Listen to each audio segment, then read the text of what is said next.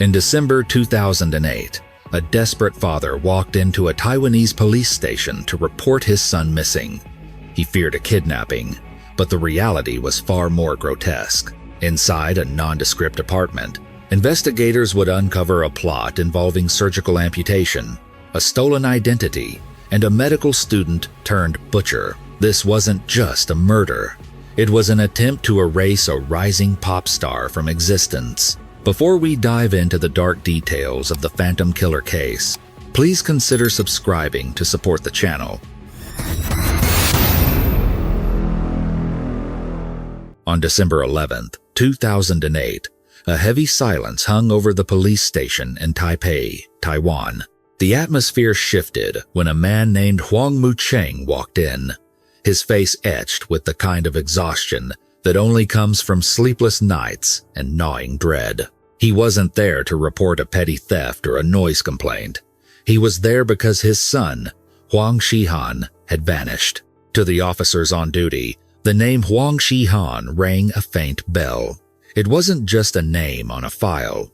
Shihan was a known figure, a talented singer who had once graced the stage of the popular television show Super Idol. He was young, charismatic, and had a bright future ahead of him. For such a public figure to simply disappear into thin air was highly irregular. Mr. Bull, Huang explained that he hadn't heard from his son in 4 days. This was completely out of character. Shihan was the type of son who called home daily, a young man grounded by strong family ties despite his brush with fame. He wouldn't just leave, Mr. Huang insisted, his voice trembling. He might have been kidnapped. The police, while sympathetic, were initially skeptical of the kidnapping theory. In a bustling metropolis, young men often took unannounced trips or needed space. But Mr. Huang was adamant. He hadn't been the first to notice the silence. The alarm had actually been raised by Shihan's close friend, a man named Lu Bing. Taking the report seriously, a detective unit was formed to retrace Shihan's last known movements. Their first stop was Shihan's apartment, located in the Worry district. It was a modest but comfortable living space, typical for a young bachelor. As the police stepped inside, the air was stale, preserving the moment the occupant had last been there. At first glance, the apartment offered no struggle, no blood, no signs of a violent break-in. The furniture was undisturbed. The bed was made. It looked like a home where someone had simply stepped out for a pack of cigarettes. But as the detectives moved deeper into the living space, the facade of normalcy began to crack. In the kitchen, they found the first unsettling clue. On the countertop, sitting in a pool of lukewarm water, was a slab of meat that had been taken out of the freezer to thaw. Next to it sat a glass of water, half drunk. The lead detective stared at the defrosting meat. It was a mundane object, yet in this context, it was screaming. If Shihan had been kidnapped or forced out violently, he wouldn't have had time to prep dinner. If he had planned to leave town for a few days, he certainly wouldn't have left raw meat rotting on the counter.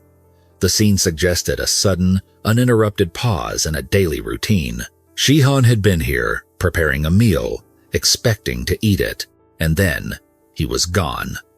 The investigators immediately called in Lu Bing, the friend who had alerted Mr. Huang. Lu Bing, 28 years old, arrived at the station, looking visibly shaken. He was the last thread connecting Shihan to the world of the living. Lu Bing recounted a chilling story that turned the investigation from a missing person case into a potential homicide. He told the police that he and Shihan had planned a vacation together, a trip they had been looking forward to for months. On the evening of December 7th, around 10 p.m., Lu Bing had gone to Shihan's apartment as agreed. "I knocked," Lu Bing said, wringing his hands. "I knocked for a long time. There was no answer. I called his phone, but it just rang and rang." Because the two were close, Shihan had entrusted Lu Bing with a spare key. Thinking his friend might have been stuck at work or running a late errand, Lu Bing decided to let himself in and wait. He spent the night in the empty apartment, the silence growing heavier with every passing hour. The next morning, Lu Bing woke up to an empty house. Assuming Shihan was on his way back, he went to the kitchen to prepare breakfast. That was when he heard the sound that made his heart stop, the distinct click of the front door unlocking. Relief washed over him. Shihan was finally home. But when the door swung open, it wasn't the handsome singer who walked in. It was a stranger. Standing in the doorway was a young man Lu Bing had never met. The stranger seemed just as surprised to see Lu Bing standing in the kitchen. The tension in the room was immediate and suffocating. "Who are you?" Lu Bing demanded. "How do you have a key?" The stranger, maintaining a bizarrely calm demeanor, introduced himself as Huang Jiaqing. He claimed to be another close friend of Shihan's. "Shihan gave me the key," Jiaqing said smoothly. "He told me he was going out of town for a few days and asked me to look after the place." Lu Bing was stunned. He had known Shihan for years. They were incredibly close, yet he had never heard the name Huang Jiaqing. And the story didn't add up. Shihan hadn't mentioned going away to anyone, not his father, and certainly not the friend he was supposed to be going on vacation with. Despite his suspicion, Lu Bing felt he had no concrete proof to confront the man. Shihan was a public figure. Maybe he had secrets. Reluctantly, Lu Bing left the apartment, but the encounter gnawed at him. The way Jiaqing moved around the apartment, the glibness of his answers, it felt wrong. It felt predatory. That instinct led Lu Bing to call Shihan's father, triggering the investigation. Armed with this testimony, the police shifted their focus. They needed to find this Huang Jiaqing.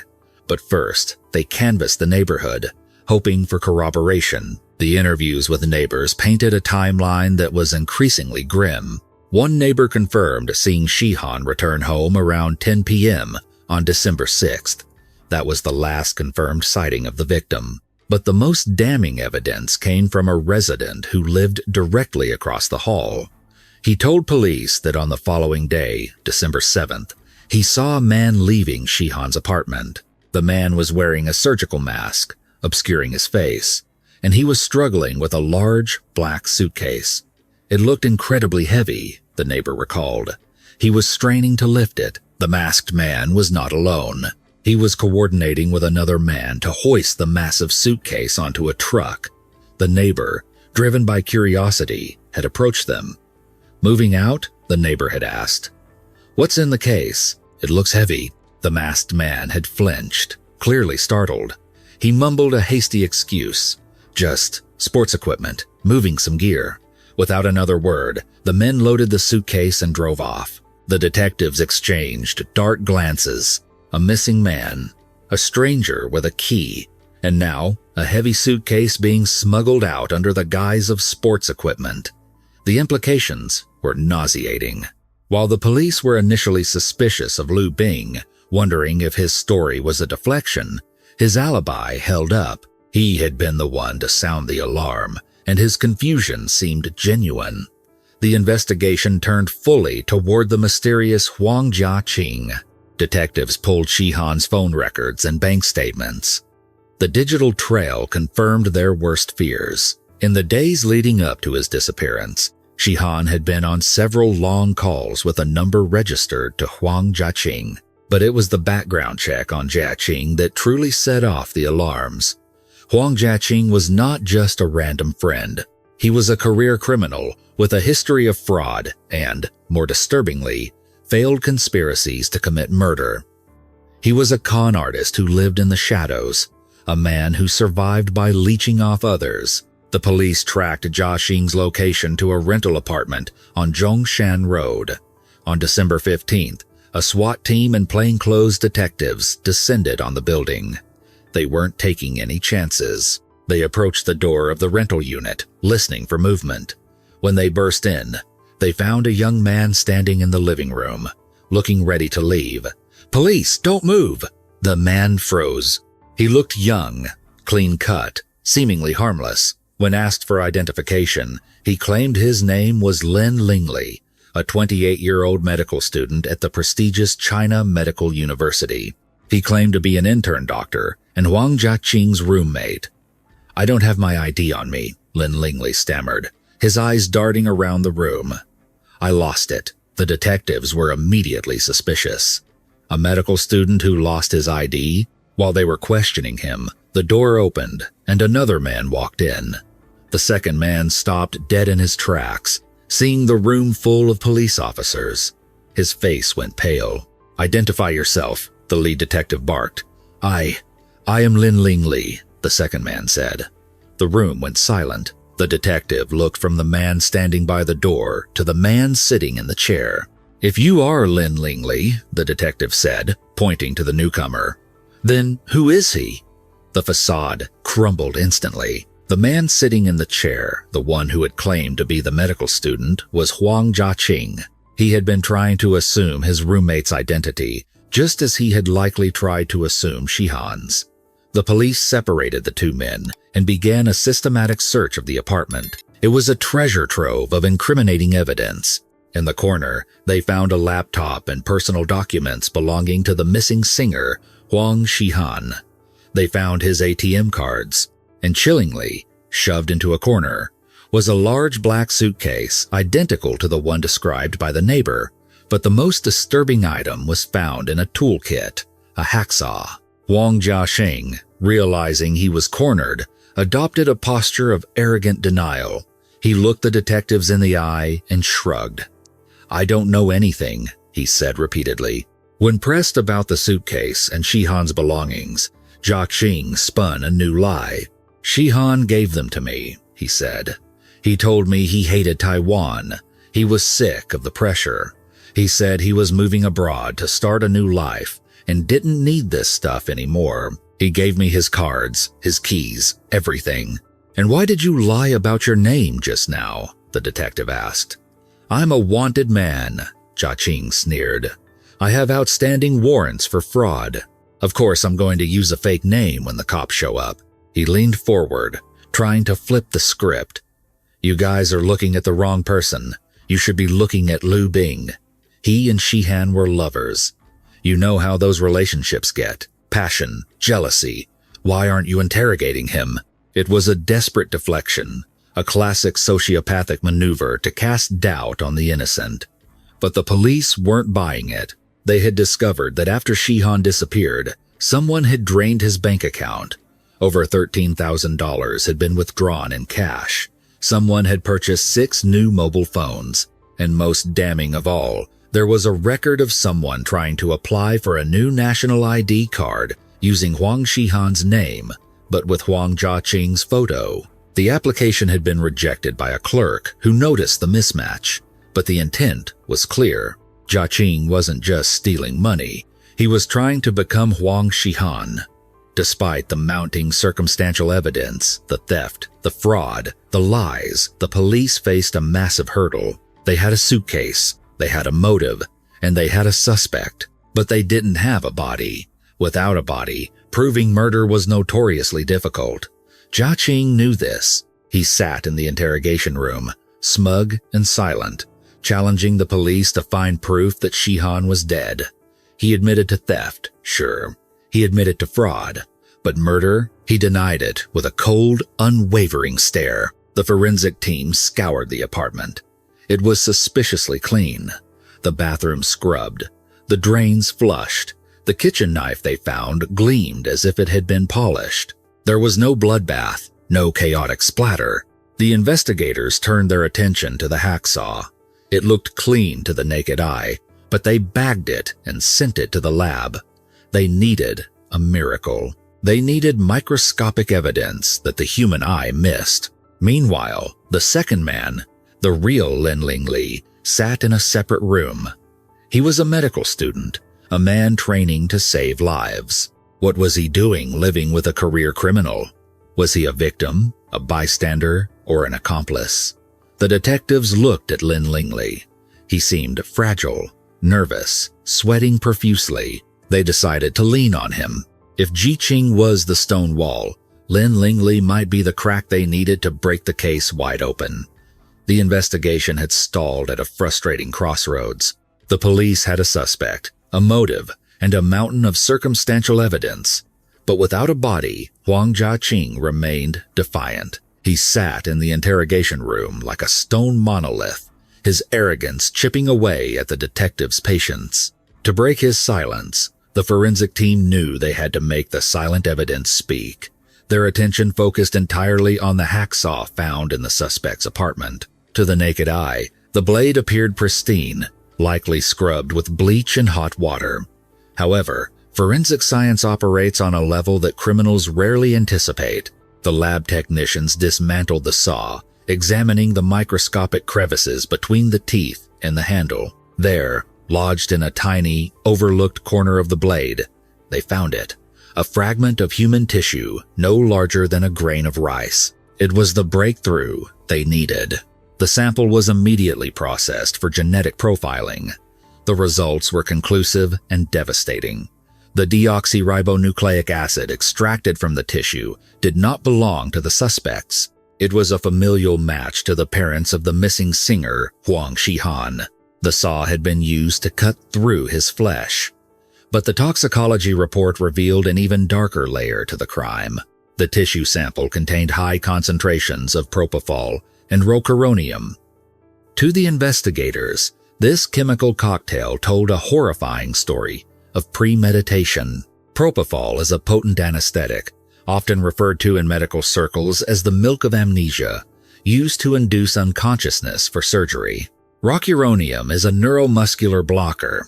It paralyzes the skeletal muscles, preventing the victim from moving or even breathing, while doing nothing to dull the pain if the anesthetic wears off. Huang Shihan had not just been killed, he had been chemically incapacitated.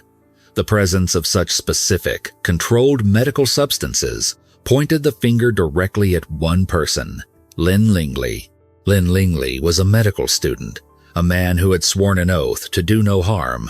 Yet, he was living with a con man, and the tools of his trade were now implicated in a brutal murder. The police realized that while Huang Jiaqing was the mastermind, Lin Lingley was the weak link. He was younger, seemingly more fragile, and unlike his sociopathic roommate, he appeared to possess a conscience that could be exploited.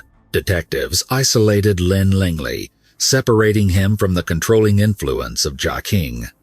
In the interrogation room, the atmosphere was heavy. They laid out the facts, the drugs, the saw, the genetic match. They reminded him that he was facing the death penalty as an accomplice to murder. "We know Jiaqing is the ringleader," the lead detective said, his voice low and steady. "But unless you talk, you are going down for his crimes. Do you want to die for him?"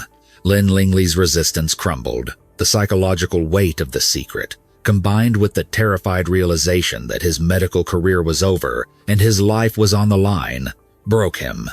Trembling, he began to speak. He told the police that on the afternoon of December 7th, he received a call from Huang Jiaqing. Jiaqing had asked him to come to a different rental property, a small apartment he had secured specifically for this purpose. When Lin Lingley arrived and stepped through the door, the smell hit him first, the metallic tang of fresh blood. Walking further inside, he found a nightmare. Lying in the bathtub was a man. It was Huang Shihan. He was naked, his hands and feet bound tightly with rope. Blood was trickling from his nose, but his chest was still. He was already dead. According to Lin Lingley, panic set in immediately. He turned to leave, but Huang Jiaqing blocked his path. The charismatic, manipulative roommate was gone, replaced by a cold-blooded killer. "If you don't help me," Jiaqing threatened, his eyes void of empathy, "you will end up just like him. Do you think I won't do it? I have nothing to lose." Terrified for his life, and perhaps manipulated by a toxic emotional dependency on Jiaqing, Lin Lingley agreed to help. This was where his medical training was twisted into a tool for atrocity. Jiaqing didn't just want the body gone, he wanted it erased. Lin Lingley confessed that he took charge of the dismemberment. It was a macabre surgery performed in a residential bathroom. He told the detectives that he used his anatomical knowledge to make the process efficient. An amateur might hack blindly at bone, creating noise and mess, but a medical student knew where the joints connected. He knew where to slice the tendons and ligaments to separate the limbs with minimal resistance. Using a kitchen knife and the hacksaw, Lin Lingley methodically deconstructed the body of the man who had once been a celebrated singer. He separated the head, the torso, and the limbs. He cut the torso into smaller, manageable sections. In total, the human body was reduced to 15 large pieces. Lin Lingley noted with a chilling detachment that because the heart had stopped beating long before the cutting began, there was very little active bleeding. The blood had settled, making the gruesome task cleaner than one might expect. Once the deed was done, the two men packed the remains into plastic bags and stuffed them into a large suitcase. Before they left the apartment, Lin Lingley asked a question that haunts the case to this day. "Where are we going to put him?" Jia Qing replied simply, "We will throw him into the creek." With Lin Lingley's confession secured, the police finally had the narrative. But they still needed Huang Jiaqing to break. The mastermind was still playing games, spinning a web of lies that grew more absurd by the hour. Every time the detectives questioned Jiaqing, he offered a different reality. First, he claimed total ignorance. Then, he suggested that Huang Shahan had run away to escape the pressures of fame. When that failed, he invented a story about Shahan taking a boat out to sea and vanishing. He even concocted a bizarre tale involving a mysterious military officer named Liu, claiming that this soldier was Shihan's secret lover and had kidnapped him. "I am telling you the truth," Jiaqing would scream, slamming his hand on the table. "Why won't you believe me?" To test his resolve, the police administered 3 separate polygraph tests. Huang Jiaqing failed every single one. The needles danced wildly across the paper, charting his deception. Yet, he refused to admit guilt. He was convinced he could outsmart the system, that as long as he didn't say the words, "I killed him," he was invincible. The prosecutors decided it was time to play their ace. They arranged a confrontation. They would bring Lin Lingley into the room to face his former partner. When Huang Jiaqing heard that his roommate was coming to see him, his composure cracked. He suddenly claimed to be paralyzed, demanding a wheelchair. He feigned illness, acting as if he were on the verge of a seizure. It was a desperate performance designed to delay the inevitable. He knew that looking into the eyes of the man he had coerced would shatter his defense. The police ignored his theatrics and wheeled him into the room. When Lin Lingley entered, the dynamic was palpable. The medical student, burdened by guilt, looked at the man who had destroyed his life. "Tell them the truth." "Jiaqing," Lin Lingley pleaded, tears streaming down his face. "It is over. Please, just admit it. Only the truth can save us from the death penalty now." The sight of his accomplice, the man he had dominated and manipulated, now standing against him, was the final blow. Huang Jiaqing slumped in his wheelchair. The arrogance evaporated, leaving behind a pathetic, defeated criminal. "Fine," he whispered, his voice trembling. "I will take you to him." Under heavy police escort, the two suspects were driven to the outskirts of Taichung, to a desolate area near the Lingtung University of Science and Technology. The region was mountainous, covered in dense, overgrown tall grass. It was the perfect dumping ground for secrets. Guided by the suspects, the police combed through the brush.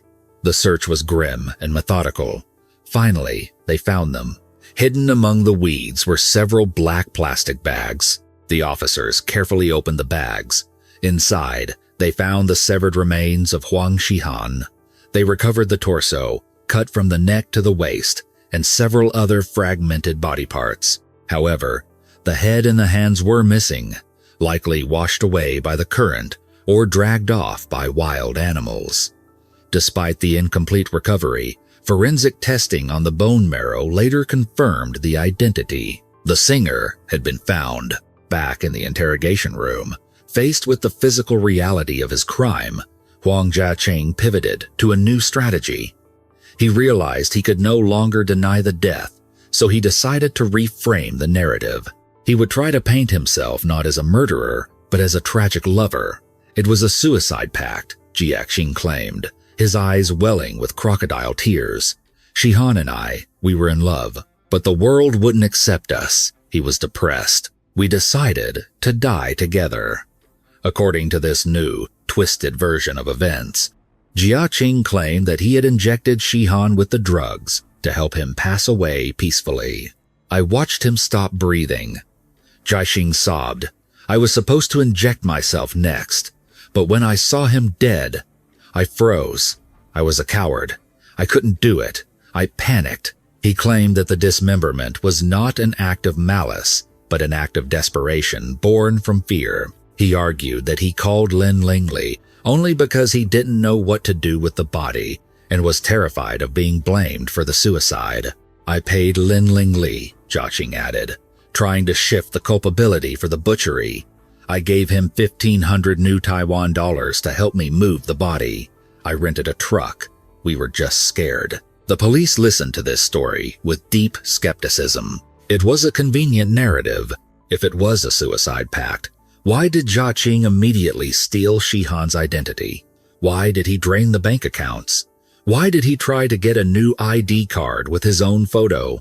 Suicide pacts rarely involve the survivor going on a shopping spree with the deceased's credit cards. Furthermore, the forensic evidence contradicted his story. The medical examiner found signs of thermal injury on the skin of the victim's torso. It appeared that parts of the body had been scalded or burned, suggesting that the killers might have tried to destroy evidence or make identification impossible before resorting to dismemberment. This cruelty was inconsistent with a mercy killing or a romantic suicide. The investigators dug deeper into Huang Jiaqing's past, and what they found destroyed any lingering sympathy. This was not a crime of passion. It was a crime of envy. Records revealed that Huang Jiaqing had been a troubled soul since adolescence. He had been placed on probation for theft while still in middle school. As he grew older, his crimes escalated from petty larceny to elaborate fraud. But his criminal psychology was unique. He didn't just want to steal things. He wanted to steal lives. During the period he was evading police for previous crimes, Jiaqing had developed a pattern of using other people's identities to rent apartments and sign contracts. He hated his own existence, a life of running, hiding, and failure. He craved the stability and respectability that others possessed. The investigation revealed that he had met Lin Lingli on a dating website. Lin was everything Jiaqing was not: educated, on a clear career path, and respected.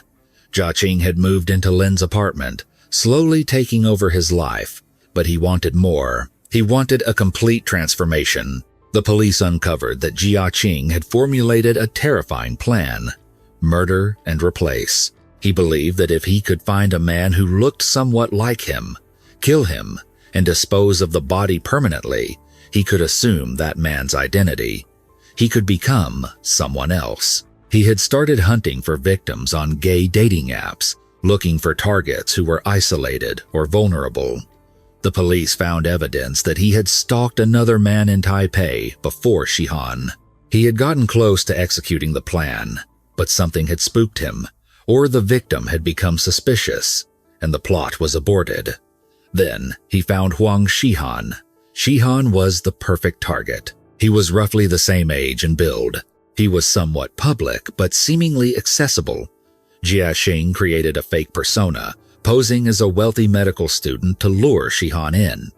He charmed the singer, playing on his trust and perhaps his loneliness. The detectives discovered a chilling document in Shihan's apartment, a drug trial consent form. It was a forgery.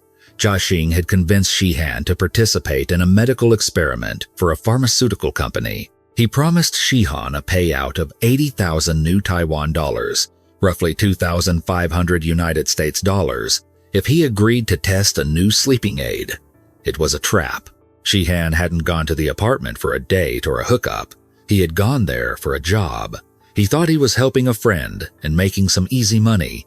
He had signed his own death warrant. The sleeping aid was the lethal injection of propofol and rocuronium.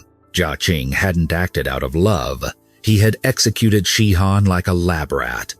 As the full weight of the truth settled over the investigation, The depravity of Huang Jiaqing became clear. He wasn't just a killer. He was a parasite. After killing Shihan, he didn't mourn. He went to the bank. He went to the Department of Household Registration. He tried to erase Huang Shihan from the world so that he could wear his name like a new suit. Even in custody, Jiaqing's mental state remained volatile. He would oscillate between cold silence and hysterical outbursts. At night, the guards reported hearing him screaming in his cell. "He is here!" Jiaqing would shriek into the darkness. "Shihan is standing by the bed. He is looking at me." Was it genuine remorse or just another performance? The prison staff noted that he was losing control of his bodily functions, soiling himself daily, claiming that the ghost of his victim was tormenting him. He told the prosecutors that when he was taken to the dump site to recover the body, his legs had given out not because of fatigue, but because he felt the heavy, invisible hand of the dead man pushing him down into the wheelchair. Meanwhile, the public reaction to Lin Lingley was complicated. Here was a young man with a bright future who had become a butcher. His family was in shock. When the news broke, Lin Lingley's mother spoke to the press, her voice thick with denial. "My son is a good boy," she insisted. "He isn't gay. He brought girlfriends home. I don't believe he would do this. He must have been forced." But when the family was finally allowed to visit him in detention, the truth could not be denied.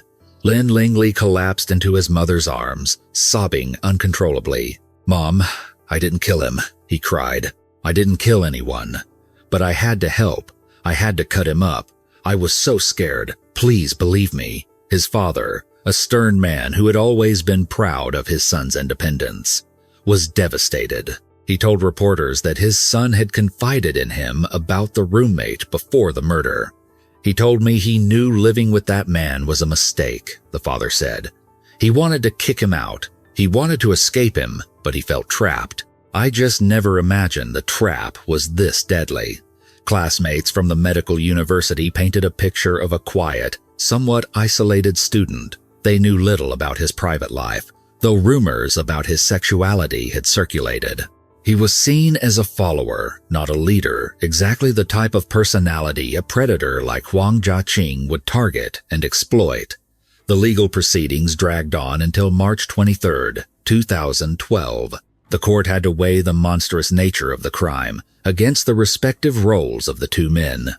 The judge's assessment of Huang Jiaqing was scathing. The court described his actions as sinister, ruthless, and devoid of humanity. The verdict stated that he had planned the murder with precise calculation solely to escape his own failures. His attempts to feign mental illness were dismissed as yet another manipulation. For the crime of murder, Huang Jiaqing was sentenced to life imprisonment. The court also stripped him of his civil rights for life, ensuring he would never again participate in the society he had tried to cheat. Lin Lingley's fate was different. The court recognized that he had not participated in the actual killing. However, his role in the desecration of the body was undeniable. For the crime of destroying a corpse and abandoning human remains, he was sentenced to 1 year and 8 months in prison, suspended for 5 years. His medical career was over, his reputation destroyed, but he would not spend the rest of his life behind bars. The appeals process was swift. Huang Jiaqing tried to fight the sentence, but the higher courts upheld the ruling. The phantom killer would die in prison. With the gavel strike and the prison doors slamming shut, the legal chapter of the phantom killer case came to a close. We have explored the twisted machinations of Huang Jiaqing, a man who sought to steal a life, and the tragic compliance of Lin Lingley, the medical student who became a butcher. We have dissected the forensics, the deception, and the courtroom theatrics. But in the wake of such a gruesome crime, the spotlight often lingers too long on the monsters, leaving the victim in the shadows. To truly understand the gravity of this tragedy, we must look at the empty space left behind the life of Huang Shihan. Huang Shihan was more than just a name in a police file or a set of remains recovered from a riverbank. He was the only son of his family, a position that, in traditional Taiwanese culture, carries a heavy weight of expectation and love. He was the bearer of the family name, the hope for the future, and the pride of his parents. Before his untimely death, Shihan had touched the edge of stardom. He had been a contestant on Super Idol, a televised singing competition that was a cultural phenomenon in Taiwan, similar to American Idol in the United States. While he did not win the entire competition, his voice had resonated with audiences. He was best known for his rendition of the classic song "The Past Can Only Be Reminisced." It was a song about nostalgia, about looking back at fond memories, a poignant choice, given that his own future would soon be violently erased. But Shihan was not just a dreamer with a microphone. He was a grounded, hard-working young man. At the time of his disappearance, he was working at a large hypermarket in Changhua County. He wasn't there just to pay the bills. He took pride in his work. The store manager later testified to the press about Shihan's character, painting a picture of a model employee.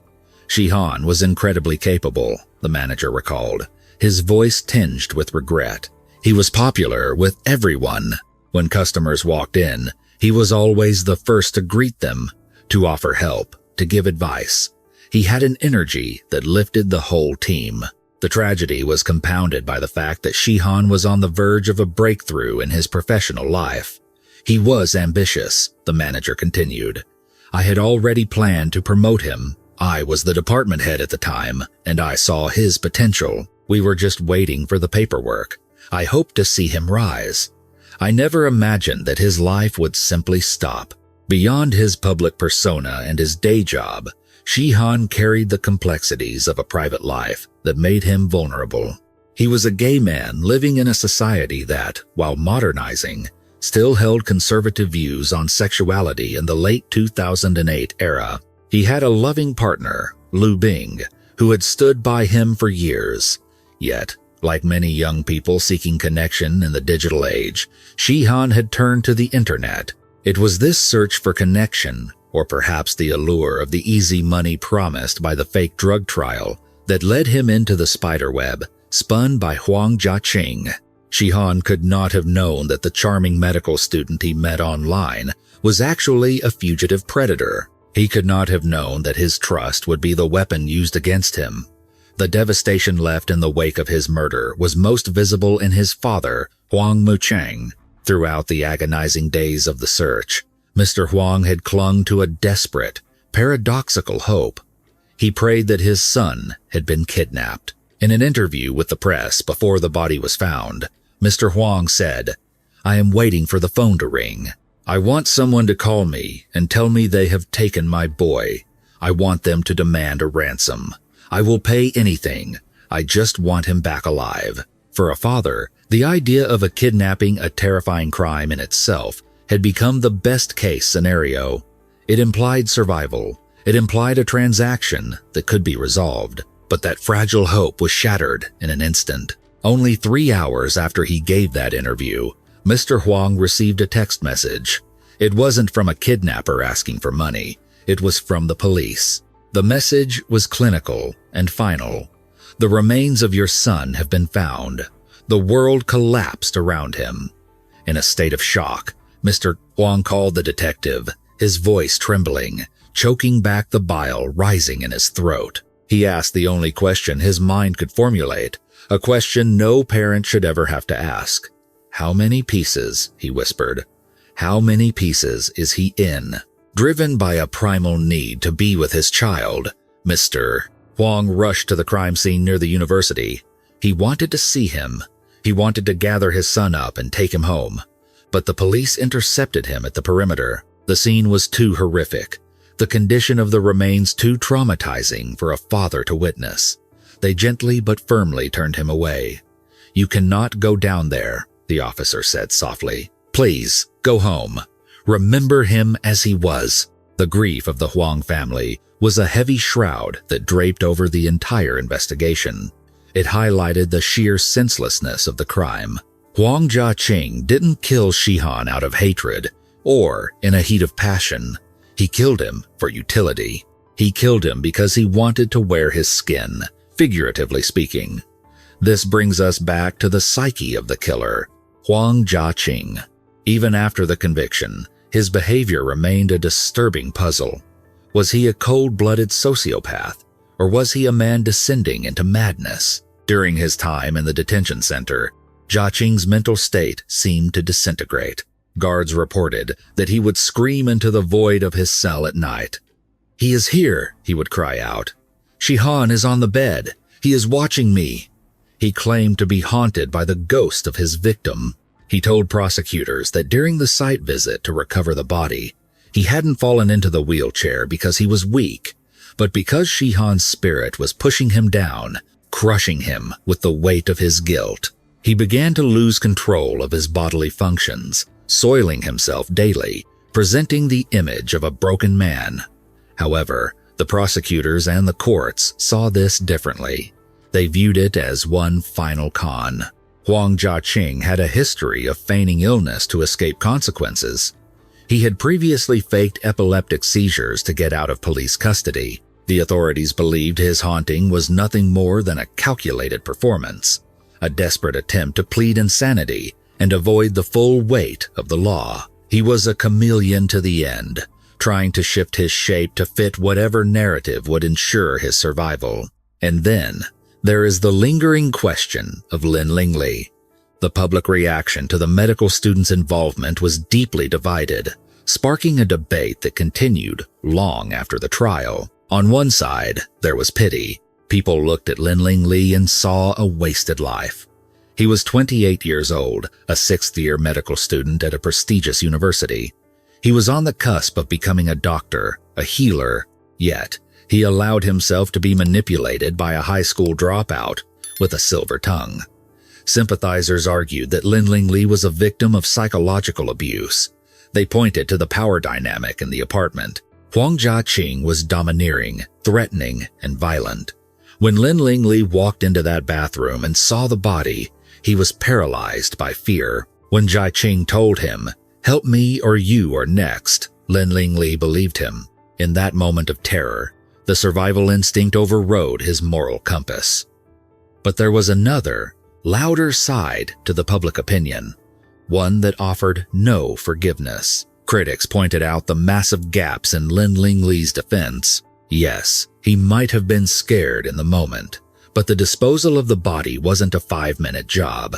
It took hours. It involved driving to a remote location.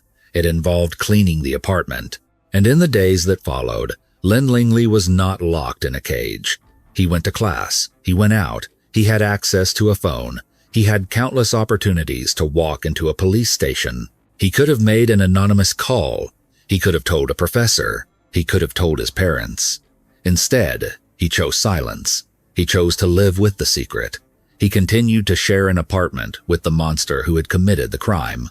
Why didn't he speak? The public asked. If the police hadn't caught them, would he have stayed silent forever? Would he have let Shihan's family search for a ghost for the rest of their lives? The court's verdict reflected this duality. They acknowledged he didn't kill, but they punished him for the cover-up. His suspended sentence allowed him to remain free, but his life was irrevocably stained. He would never practice medicine. He would always be the man who used his surgical skills to dismember an innocent singer.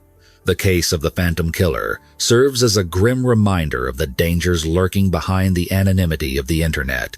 It exposes the fragility of identity and the terrifying reality that evil can wear a handsome, charming face. Huang Jiaqing wanted to steal a life because he hated his own.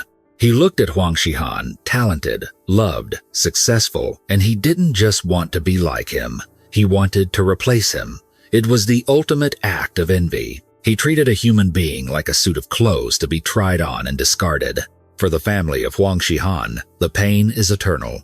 They lost their only son to a predator's greed. The stage lights have dimmed, and the applause has faded. But the memory of the young man who sang about the past remains.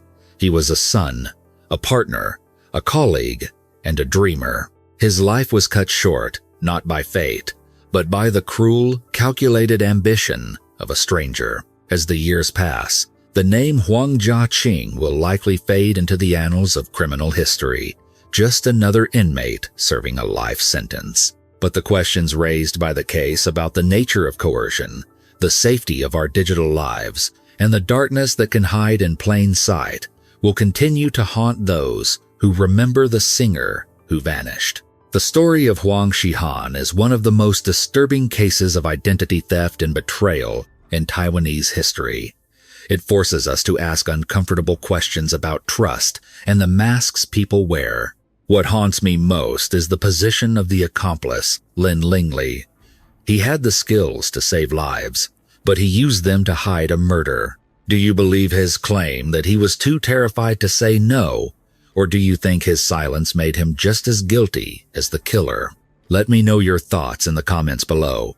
If you found this case compelling, please like the video and subscribe for more deep dives into true crime. Stay safe, and I will see you in the next investigation.